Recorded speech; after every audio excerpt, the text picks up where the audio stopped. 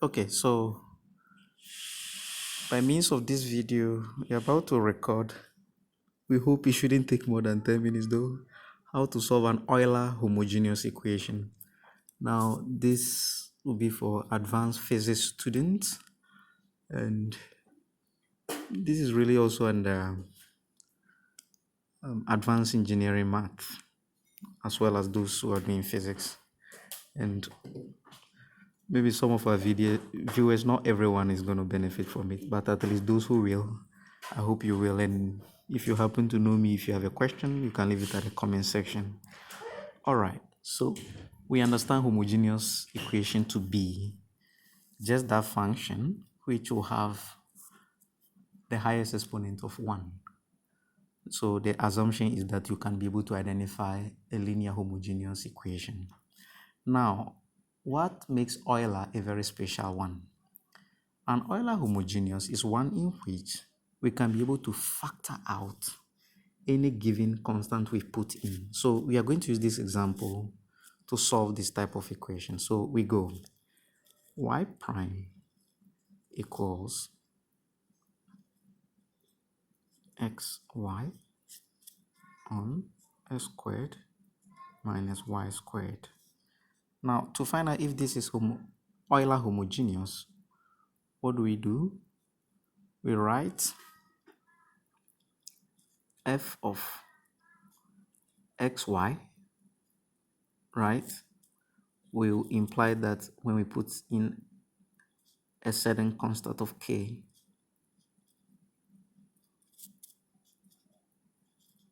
we can factor it out. So let me bring it inside my equation, see if it can be factored out.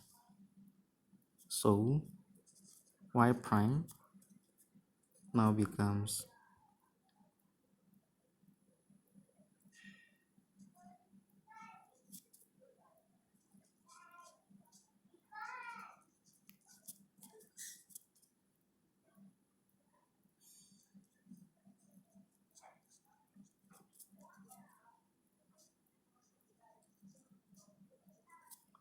okay. So next we simplify. So we have k squared xy on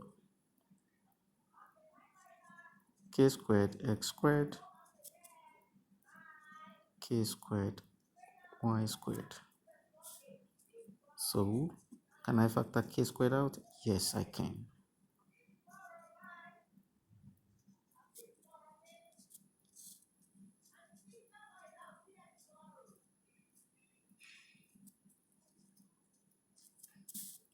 So what happens next? At this point, you could see clearly that I have k squared at the top and k squared at the bottom. So this then becomes xy on x squared y squared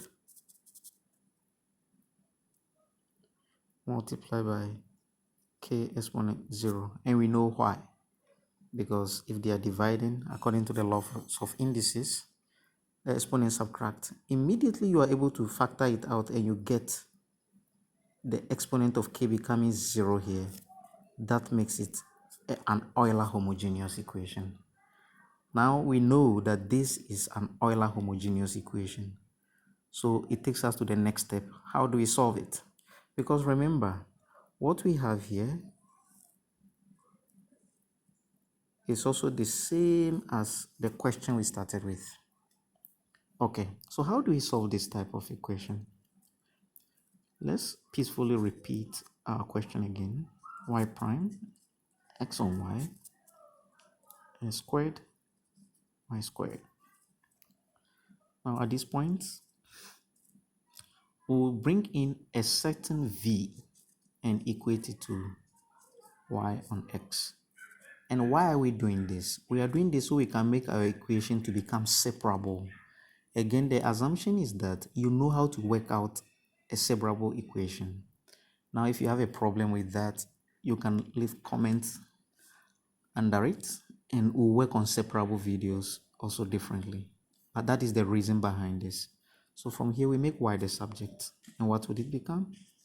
Y equals Vx So let's find the derivative of y with respect to x. Then it becomes dy dx, and that's equal to, we hold this constant, we hold v, first we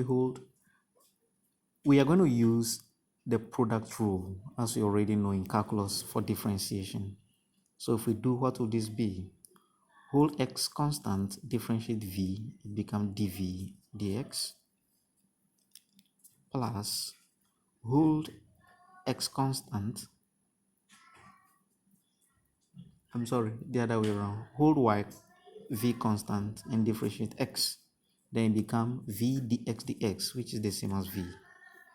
Now at this point, remember that dy dx is also the same as y prime, which is equal to x dv dx plus v. Now we can equate this and this. But before we do that, we need to substitute our v. Wherever we see y, we put this in, because y, we said earlier, is equal to what? Vx.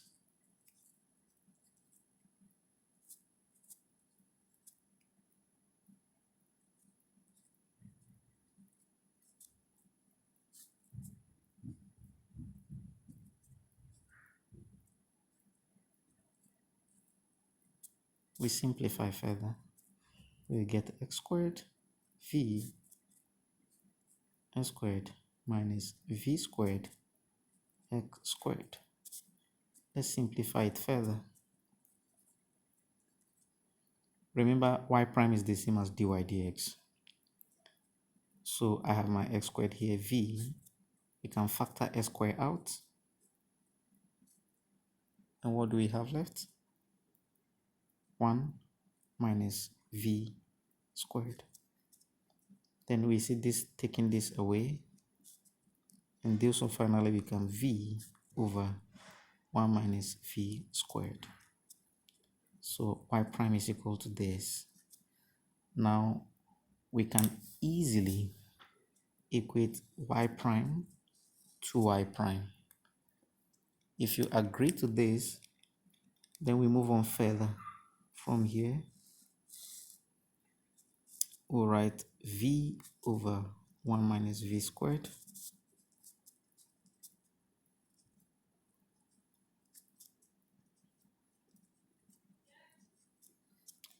Now, look at this.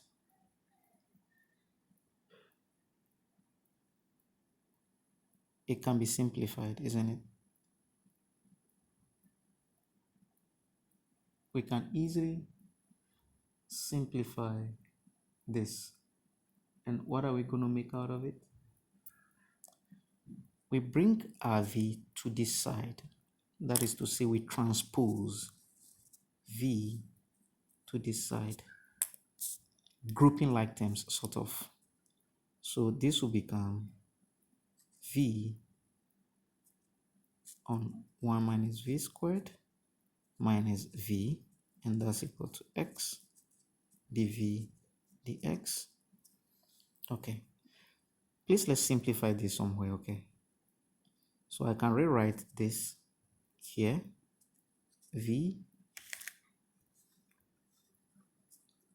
all over 1 minus v squared minus this v. Let's give this a denominator of 1.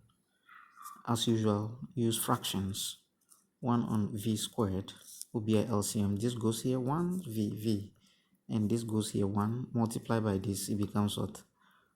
Minus v plus v cube. Now that we have this, we know this and this will cancel out. This will cancel out. So we'll have v exponent 3 on 1 minus v squared. So we'll bring this one back to replace this function here. So what do we have? V exponent 3 on 1 minus v squared, and that's equal to x dv dx. Okay, let's draw a line here so we don't get things confused. Now we are trying to make it separable. That is the idea. And don't forget, since we have all this section being v and there is dv here, we have to find a way of bringing this one here. So what do? We multiply both sides by dx.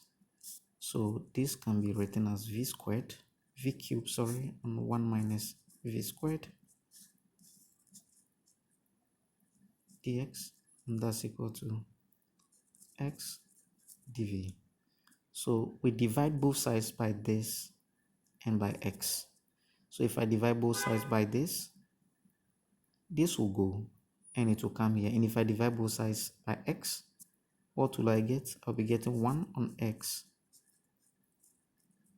and 1 on v cubed 1 minus v squared dv.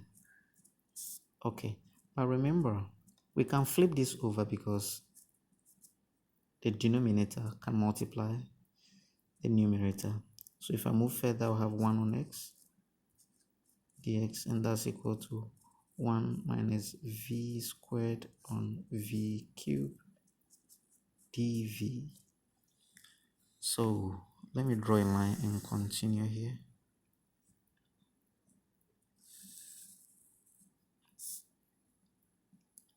At this point, I can now make it separable, isn't it? So 1 minus v squared on v cubed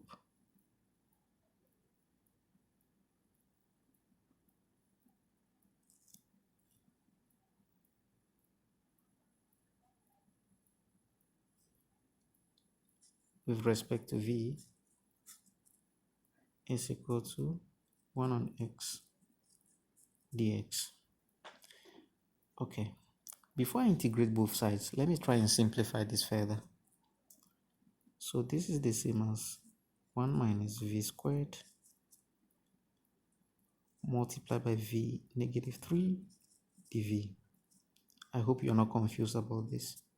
And that's 1 on x dx. Let's expand this bracket.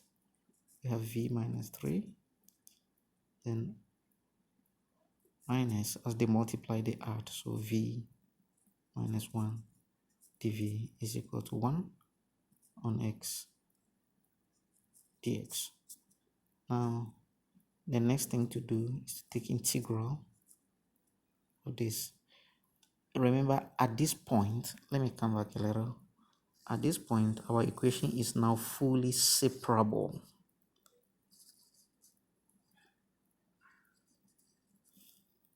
It's now separable, right? Separable in that the variables are now separated to both sides. Okay, so we come back to our equation, minus 3 minus v 1 dv, and that's equal to integral 1 x dx. Using the conventional method of integration, this will give me the exponent plus 1. You get it? So it becomes v squared negative 2, sorry, on negative 2. Remember, v exponent negative 1 is the same as 1 over v, right? And 1 over v, integral of 1 over v is ln of v, and that's equal to 1 over x is natural log or ln of x plus a certain constant c. Now let me change the paper. So from what we got earlier, minus v minus 2 on 2 minus ln of v, and that's equal to ln x c. I can multiply both sides by 2, then that gives me what? I can multiply both sides by negative 2, then that gives me positive v exponent negative 2 minus 2 is plus 2 ln of v, and that's equal to ln x plus c, and c is a certain constant because this is an indefinite integral. Okay, so we move on. From here I can send this over here. In effect, I'll transpose this to this side because they are like terms. So v minus 2 here, and that equals what? Ln x minus, I'm sorry, because I multiplied through by negative 2, I'll have negative 2 here and negative 2 here. This would have been a terrible mistake. Negative 2 minus this 2 ln v plus a certain constant c. Let's move on. So v squared, or v exponent negative 2, and that's equal to what? Remember, I have negative 2 here and negative 2 here, right? Okay. Now, because they are subtracting, I can rewrite this as negative ln squared minus ln v squared plus c. Okay, so from here, this is my implicit function. It is my implicit function. Maybe we'll have to explain what implicit function is later. But let's proceed. Minus 2v, and that's equal to what? Remember, in indices, if we have two variables, I'm sorry, let me rather change my papers at this point again. For the sake of cutting this video short, it's getting lengthy. We have a calculated version. We will just finish it up here.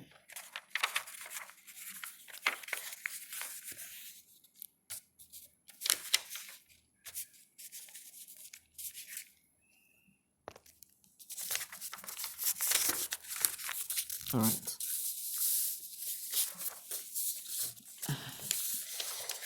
My apologies. Explanation continues.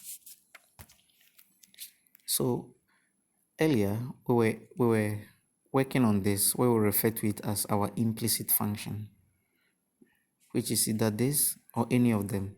From here, there's no hard and fast rule of simplifying this. Once you get to this stage, you're good to go. This was transposed here, and we added it to this, and we get this.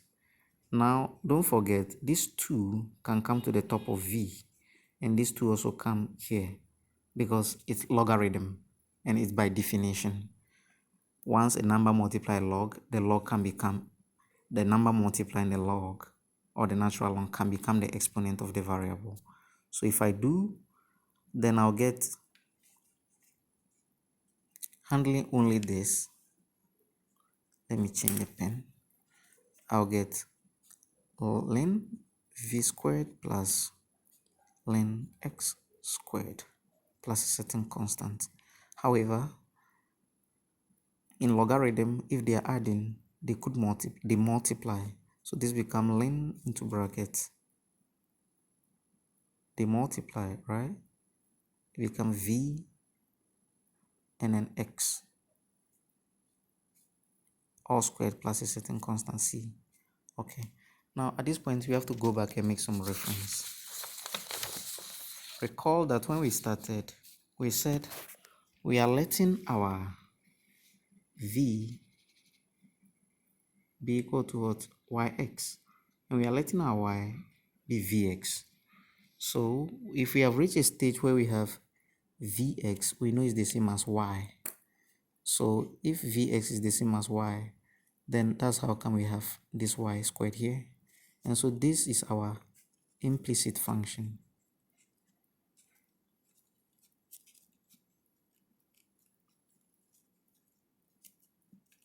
Implicit function. Now from here, what do we do next? We bring our v back, and we know our v was equal to what? This, back to this, which is what? Y on x. So if v is y on x, we bring it back here, we have y squared on x squared, all negative. And then what do we do next? From here, we simply multiply both sides by our x. Now, what do we do about our negative? Remember, the exponent 2, we will take square root of both sides. And if you have a squared, once you take square root of a squared, your answer becomes a. That's how come we are ending up with v here. So from this, we bring it here and we have our v standing here. All right. Now we bring back our v, which is y on x, and there we have it. We multiply both sides by x and it gives us this. And now we have what we call our general solution, or the explicit function.